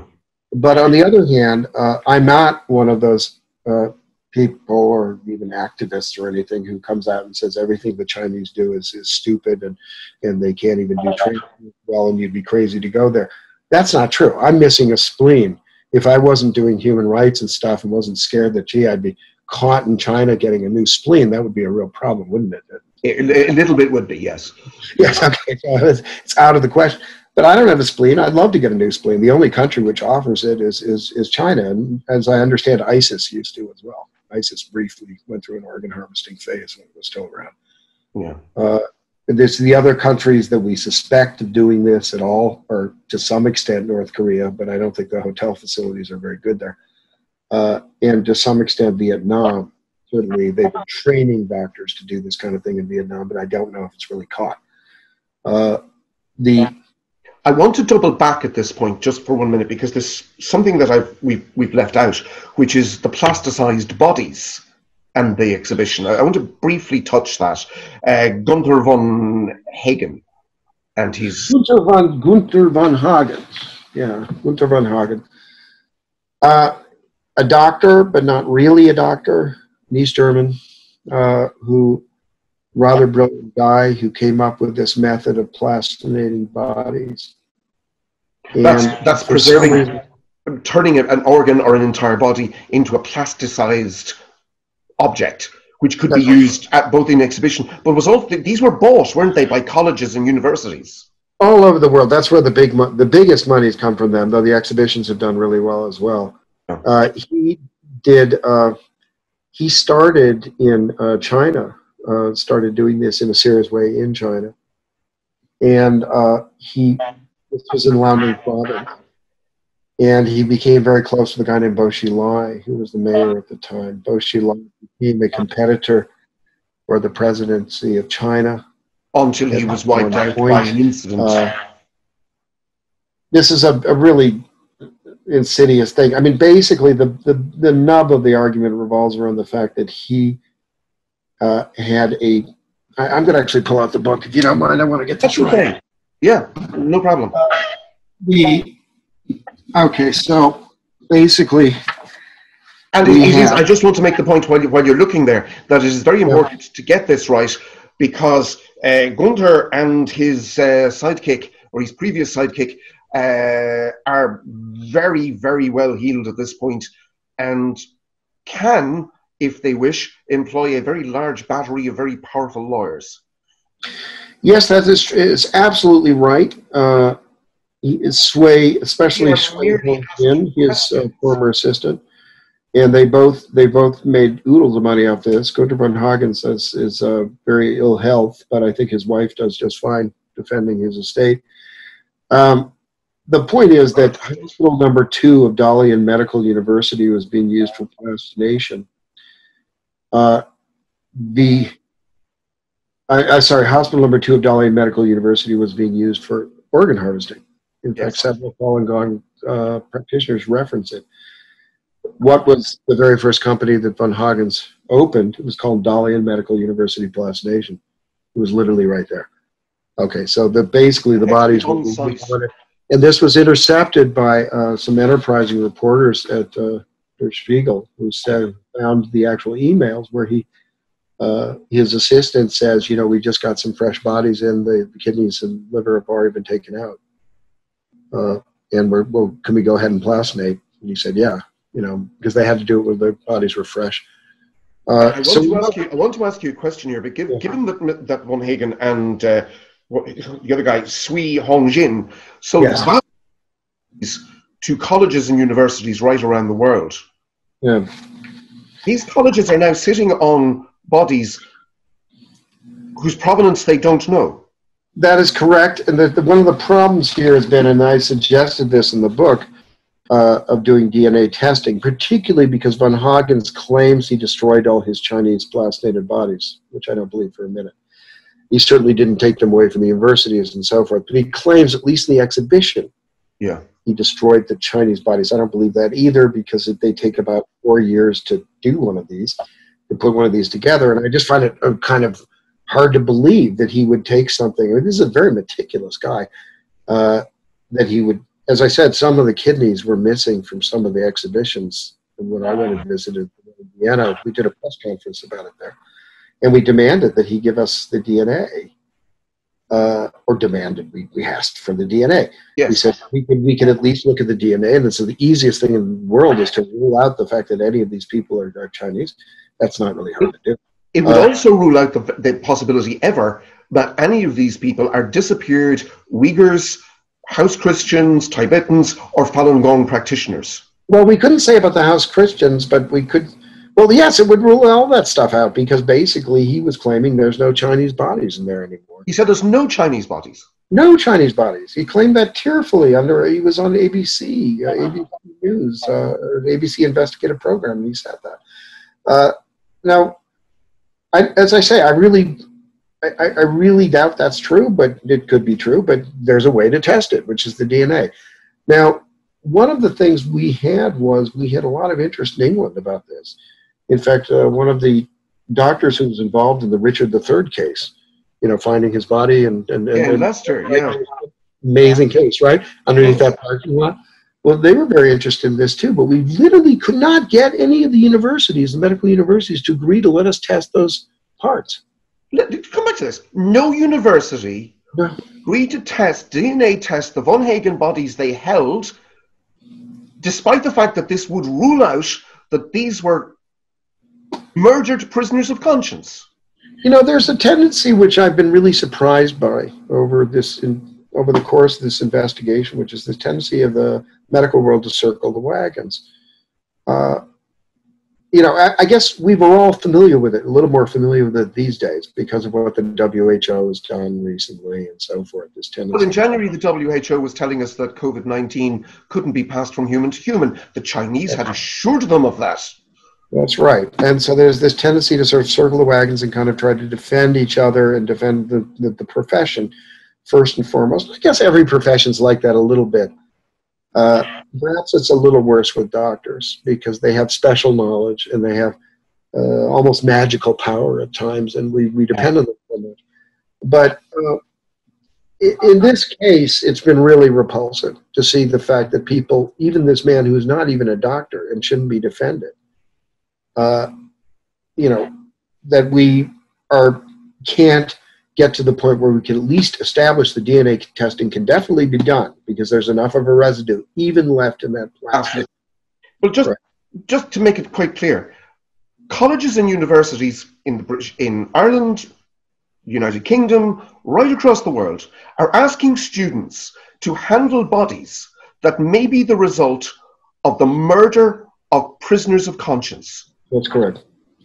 Yeah, and if anybody's listening tonight from one of those colleges and universities in Ireland, and they'd like to make a name for themselves as somebody who bucked this system that's been put down, please get in touch, because this is something we'd really like to narrow down. And let me tell you, if you're a lecturer, if you're a student, you're being asked to deal with bodies that may be the result of one of the foulest murder campaigns that we know of. And this is not just an intellectual exercise. I mean, this may sound far-fetched, but the fact is, if you think about the sort of old-fashioned Agatha Christie principle, or maybe it's Sherlock Holmes, I'm not sure, every criminal makes one mistake, right? Well, in the Chinese case, what would that mistake be? Well, one mistake that they've made is clearly taking bodies and transporting them around the world. I think I would like to reference at that point, there's another detective, Hieronymus Bosch, and Bosch's principle is, if everybody doesn't matter, nobody matters. Well, there we go. So you've got this situation where you've got potential murder victims being transported around the world. Any government at any time can suddenly say, oh, this is potentially a murder victim. We're putting our police on it. The show's going nowhere. You're staying right where you are right now, and nobody moves. Nobody moves. Now, that came very close to happening in Prague recently. Just 2 years ago, the mayor, a very gutsy guy, and basically said that. Now, he couldn't get the police force to move on it. But he did establish the principle that the body show is never coming back to Prague. Good man. That's significant. There's only a couple of countries which have absolutely banned the body show. Israel's one. Israel has banned contact with the whole transplant industry in China, hasn't it? Pretty close. And that's the real meaning behind all of this. Okay, so the real meaning behind all of this is this. You look back at the Cold War, there was one thing it didn't matter if you were a psychiatrist who was liberal or conservative or Democrat or Republican or Tory or Labor. Every psychiatrist in the world went along with the ban of Soviet psychiatrists because we knew that they were taking people who disagreed with the government and sticking them in mental institutions and medicating them and torturing. We knew this. Okay, it was a fact. And so basically, we weren't allowed to come to our conferences. Soviet psychiatrists weren't allowed to publish in our papers. There was no contact at all. And, the World Psychiatric Association would regularly denounce them, the Soviet system, for what it was doing. This lasted till the end of the Cold War. Yes. I mean, occasionally there was a voice who would say we should really talk or something like that. That's fine. But basically there was a stigma attached to Soviet psychiatry, and it was a good stigma. It was absolutely accurate. We haven't done that with the Chinese surgeons. We haven't done that with the Chinese transplant industry. We should. I mean, this is the most straightforward thing we could do is simply say, you can't come to our conferences. You can't study at our universities. You can't do any of these. You're dead to us, okay? Because we don't know what to do with you. We know you're doing something wrong. We know you haven't really reformed. And even if you had reformed, you haven't dealt with your own history here. Even if you had reformed completely in 2015, which you have not, and that the Uyghur thing clearly shows it. In fact, you probably don't. We need some answers. And what are some of the answers we need? Well, suppose we did actually match a DNA from one of these exhibitions, one of these standing objects, and we actually matched it to a family line who had a Falun Gong practitioner who'd gone missing. Now, okay, that's like a needle in a haystack, but it's possible. All right, absolutely possible. It is possible under the conditions right now, where the Chinese have been doing so much DNA sampling of other populations. It's actually it could happen. Now, you'd have to get access to that database, and that'd be very difficult, and somebody, a very clever hacker, would have to do it. But it could happen, or maybe a doctor would come out and he'd take the database with him. But stranger things have happened. This is a technical possibility which could turn into the most perfect proof we've ever had of what has taken place here. Yeah. Now, even then, there'll always be people who will doubt it, and they'll say, well, DNA is not profound. We're always going to deal with some kind of... We put people in jail for very long times based on DNA evidence. So, denial of it won't quite work. I do want at this age, that's one. You're talking about cutting links with Chinese medicine. What else can we do? I mean, very clearly, Uyghurs are in fatal danger at this point. They are, yeah. What can we do? Are there other moves we should make? That's a really tough one. I mean, my main feeling... Present evidence for others to make up their minds. You do that absolutely clearly in the book. But do you have any ideas on what is... I want to bring you back to something there. You tell with enormous compassion the story of Liang Zhenzing, I think is the man's name, the real estate agent. Liang. And his little group. Liang, let's just call him Liang, yeah. Yeah, Big Truck and Little C. And their attempt to hijack the television signal and broadcast the truth to a city. And their fate. Do you want to just tell us that story? I love that story because it shows something which Falun didn't emphasize about it. Well, basically a very small and disparate group, about 6 people, Falun Gong practitioners, decided to try to interrupt the television signals and put their own show on for an hour in the city of Chongqing in Liaoning province. And that was a really amazing thing. They actually pulled it off. None of them really had experience in doing anything like this, but they were able to get this program on for about 45 minutes on every station. And people actually thought that Falun Gong had been rehabilitated throughout the city and spilled into the streets to celebrate. And then a massive crackdown started, of course. Every one of the hijackers eventually was, one of them was released alive, but he died of spinal injuries. Every single one of them died appalling deaths. Appalling. I actually really had a lot of material on that, which I did not present. You make the point surrounding them that we don't, aside from the other points you make about the information, you're very critical of Western journalism. Well, yeah. I don't like to be critical of journalism's a hard profession, particularly these days, and the money's just not there, and the news cycle, the 24-hour news cycle, or if you're in Taiwan, it's more like the 8-hour news cycle, whatever. It's so fast, very difficult. And in the interest of full disclaimer, I regularly criticize Irish journalists.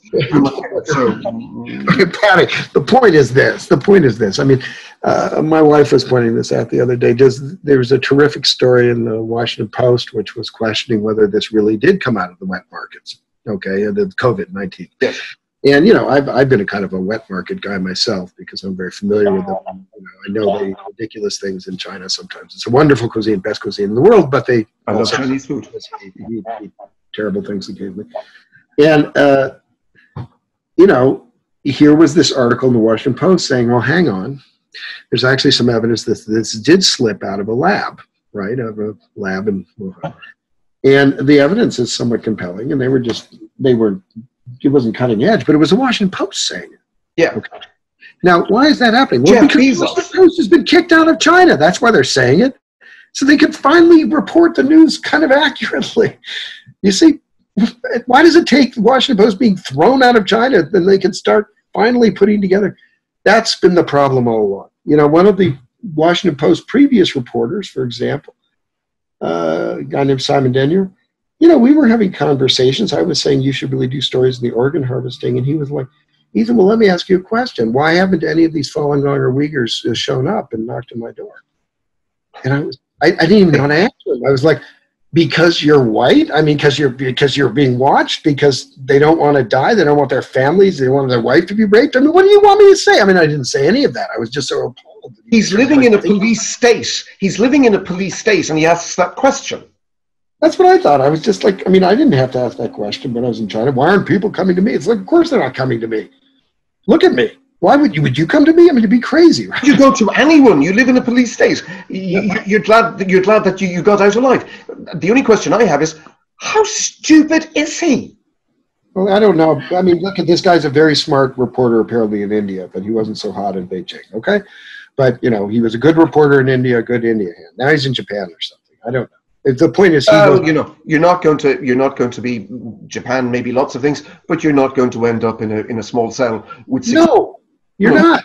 Now, so that naivete is one of my problems with it. The other problem, of course, on the other side is that a lot of reporters stay there in China for a very long time. I remember people got very cross with me when I came out of China after 3 or 4 years and wrote a book. And they said, how come Ethan writes a book after 3 years? I said, I've been here 30 years. I said, why didn't you write 10 books then? You know, what's the problem? Now, the problem is that there is a tendency to go a bit native in these situations. And you know, they also spend tremendous resources establishing their legitimacy within the society. They don't want to burn that. They don't want a burn card for China. Nobody wants a burn card for China. I knew when I was writing my first book, that was my burn card. That's it. Done. You're never going back, or not until the society dramatically changes. And if you were to go back, all you'd be doing is getting other people in trouble. Okay. Anyone that came near you. People that you'd be, instead of them knocking at my doorstep, I'd be knocking at people's doorstep, and they'd be, hello, can I invite the secret police to take you in? Right, exactly. 610 thing. Exactly. This is the problem we all face, but there's something sort of there's been a problem in China reporting for a long time. I'm not the first person to recognize that, but that is not the essence of what I do. Because I've distracted you from where we were going, which, given the story of Liang, was China is surrounded by an internet wall now. Well, we're not putting anything, you make the point, we're putting no resources into helping people get through that. That's right. And that was, I think, what the real story of when we were talking about the Chongqing hijacking. See, the essence of that was not really about the fact that they got this show on television. They gave birth to the internet freedom movement in China. Yeah. They did. They put their lives on the line, and they gave birth to it. It was a messy birth. Okay, maybe it was stillborn, but it happened. It gave birth to the idea, at least, there was resistance possible there. It was never really followed up. This was, and that was the West failure, because there were people out there who were willing to do that and to run that risk. That's what Chongqing, the hijacking, the television hijacking meant. Yang and his little group of absolute amateurs. That's right. Vast courage. Yeah. So that's been, I think, the biggest disappointment of our response in the West, is that we didn't do that. We had the resources, we had the money, we had some very good organizations like VOA, and we had some very good organizations set up, and they didn't really use the money. At this point, even with what's happening with a savage rise in lung transplants, with the tissue typing of 15 million people just about, are you in any way hopeful that this regime can be rolled back, that lives can be saved? I am, for a couple of reasons. One is, I think the decoupling of China is not just some sort of Trump initiative. I think it's, first of all, I came down before I got back here to Vermont. I usually live in London. But I was in Washington, and it's very clear that the atmosphere is bipartisan against China for the first time. There really is a feeling of revulsion and the feeling that we have to turn away from this, and that this is not a stable platform for American corporations anymore. And I think that's really important. That's the first thing. It's the first part of this. The second part of this is a critique of the Trump administration. You see, when they came in, they never, I guess they sort of thought of human rights as kind of wimpy or something like that. And there's this tendency not to really push that or say, well, you know, we're just interested in American interests. And I think that's fine. You can have the American interest. But human rights is part of this. If there's a stool here, and one's economic pressure, one's military pressure, the third part of that stool is human rights pressure. It is ethical pressure. It is who we stand for in the West. We're not perfect at all, but we do stand for certainly getting there's a really simple thing that, you know, in terms of the economic damage, COVID-19 has been an absolute disaster for the world. But COVID-19 could not have been, this pandemic could not have been generated out of a free society. That's absolutely correct. You would have, very early on, when you had those cases back in November, even November and early December, we're looking at that in Italy now. I mean, they didn't recognize what it was in Italy because they were clearly getting some Chinese, probably from various places, coming in at that time. Huge links between northern Italy and Wuhan. That's right. And you've got, exactly, and at the same time, you have an aging population, so it was very clear that it was going to show up there first, and it did. And you had these bizarre pneumonias taking place. The Italians have started talking about it. Of course, the Chinese used it as a pretext to say, oh, well, it started in Italy then. All the Italians. Okay, whatever. You know, the Italians came up with this thing. I've been to a lot of Italian wet markets. They really don't feature bats. I mean, they're just non-existent. Or pangolins. Or pangolins or anything like that. I think the interesting thing here is that yes, that would have been, you know, certainly by mid to late December, people on the ground in China, I have this on good sources, knew perfectly well there was some kind of virus sweeping. And in a free society, that would have come out. In a free society, the government might have suppressed it or poo-pooed it, or various things could have happened, but it would have been fairly irrepressible. Within a week, 2 weeks, something would have been done. Also, in a free society, civil society can respond without the state responding. That's right. Yeah, we've seen that very well. I mean, even the example of Sweden, which has been able to sort of not close down the full society, but just depend on people to be sensible. Yeah, it's amazing how well that's worked. That's sort of a Swedish phenomenon, isn't it? But, you know, it's a very unusual society that way, and very conformist in some ways, very liberated. Liberated, as you say, conformist in others, but free. Yeah, it's free. You know, and that's free. Well, and it's amazing what can be done. And Taiwan, of course, is the greatest example of this. Now, some people have claimed the Taiwan numbers are fake. I don't really believe that. I believe they've done a really good job on this. I've seen something of Taiwanese society. It has its fractures and stresses, and it's very excitable and so forth. But people are, it's fairly law-abiding, for one thing. And there's also the fact that Taipei told the WHO in January that there was a problem, and I think that's what reply. The medical world of Taiwan, which is so cut off because of the WHO and because of China's impositions, nonetheless, you know, handled this really well. And I think the Japanese have done okay, and the South Koreans have certainly done an exemplary job of contact tracing. So all of these things point to the fact that free societies actually do better. Now, I'll give you can't say that the Chinese, by welding people into their apartments, weren't doing something. Of course, that can be very, very effective. There's no question. But it's not a great solution. It certainly doesn't restore faith. It doesn't restore faith. And now the problem, of course, is that we are really seeing these. Now, I don't know what to make of them, and I don't think anyone does, including the CIA. Apparently, they can't they can't figure out what the real casualty figure was or is in Wuhan. Well, it's very likely, given the structures, the Chinese can't make it out either. Because that's what they're sort of saying too, is that the Chinese can't make it out. They don't tell the truth to themselves.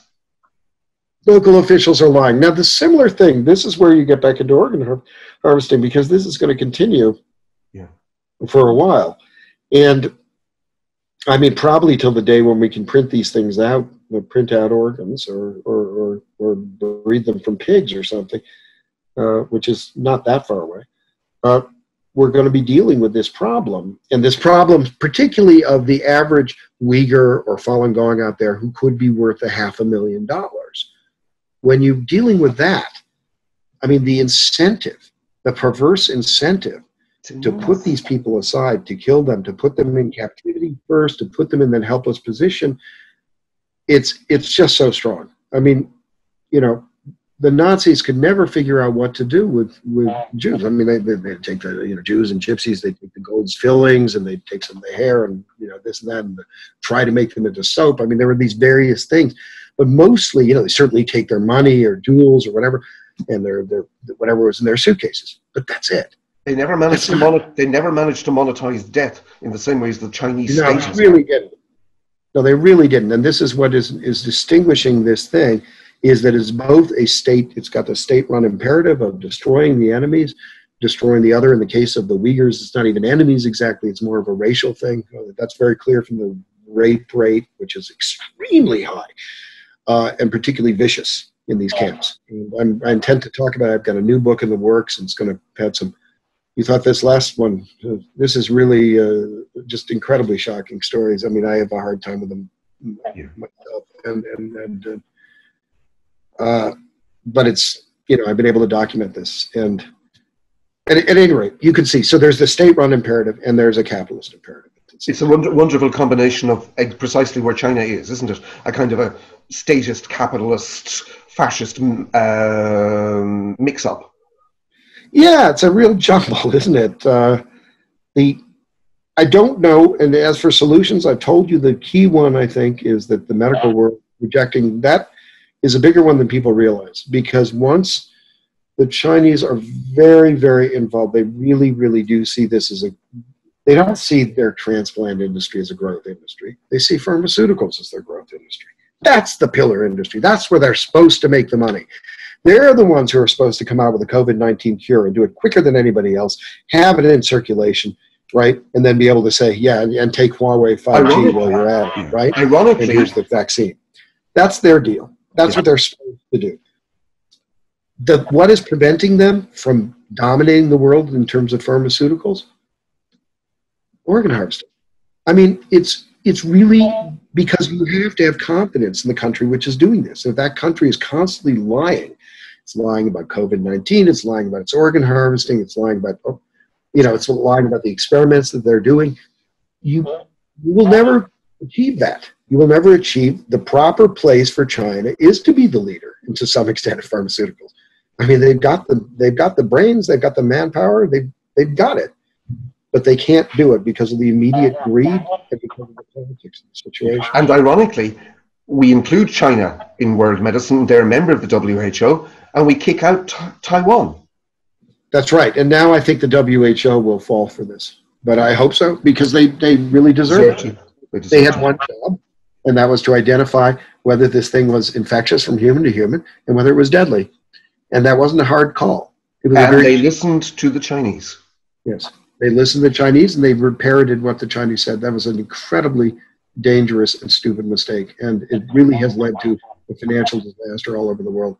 Yes. And the countries, it's funny. This is being played out as a racial thing. Yeah. My God, the countries that are going to suffer the worst are in Africa, because they are the closest to the edge economically, yes. And it's going to be very hard for them to come back. Yeah. That's the real pain. There's been massive long-term damage as well as the human pain right now. It's terrible. I mean, I really believe that the only good thing I can see out of this is the effect it's going to have on possibly ending the Chinese regime, or at least reforming it temporarily. I don't believe it'll lead to a complete downfall of the Chinese Party, but I could be wrong. I mean, it's possible. We can We can hope. I do feel that the one thing that's come out of this, though, is we are in better practice for a real serious virus. This is not a super serious virus. This is a good practice one, though.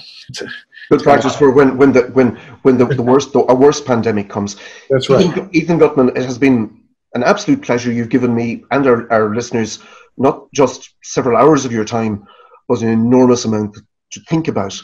And I think central to that thinking for listeners tonight, somewhere in a cell in China tonight, there are young men and women, and they're going to die tomorrow so that their lungs can breathe in a Communist Party body tomorrow night. Keep that in mind. That was Ethan Gutmann, the author of Slaughter, which I can heartily recommend you get. For Gript, I'm Paddy Manning. Good night.